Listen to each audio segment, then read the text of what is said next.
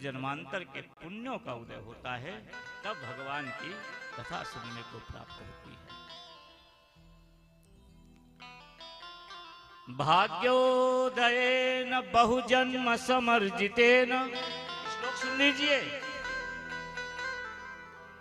भागवत में लिखा है क्या?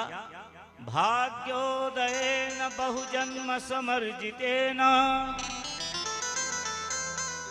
सत्संगमं च लभते पुरुषो यदा वै अज्ञान हेतुकृत मोह मदान्ध कारणाशं विधाय हि तदोदयते विवेकः। एक जन्म नहीं,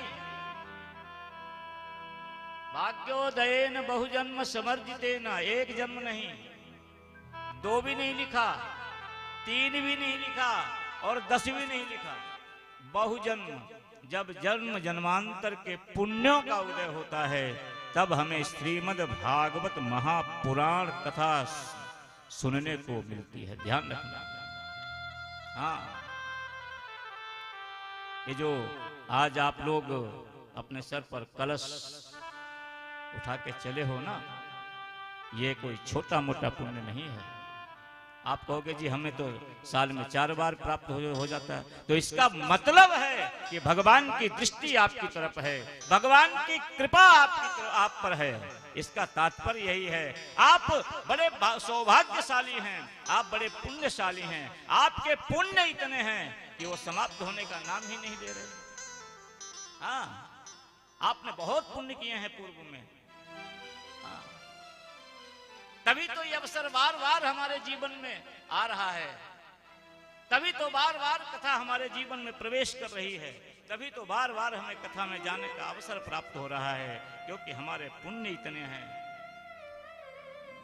और एक काम और करना, हाँ, ये जो पुण्य है ना, जो हम पुण्य करते हैं, ये करते रहना। हाँ, ये करते रहना ताकि अवसर बार बार जीवन में आगे तक प्राप्त होता रहे। क्यों?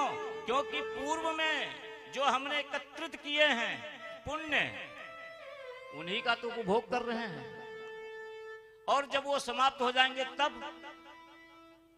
क्या करोगे? इसलिए धर्म करते रहो, पुण्य करते रहो, बीज बोते रहो। एक किसान खेत में बीज बोए और फसल तैयार हो जाए और काट के ये कहे कि महाराज अब बहुत है, अब इसको खाएंगे, और दोबारा बीज डाले ही ना खेत में, तो वो फसल कब तक चलेगी बताओ भाई? कब तक चलेगी? महीने, 2 महीने, 3 महीने, 4 महीने, फिर क्या करेगा? भटकना पड़ेगा कि नहीं? है? ऐसे ही इसलिए जब किसान एक फसल काटता है ना, तो दूसरी की तुरंत तैयारी करने लगता है कि महाराज अब इसका मौसम है, ये वाला काम करो, ये वाली फसल बोने का मौसम है।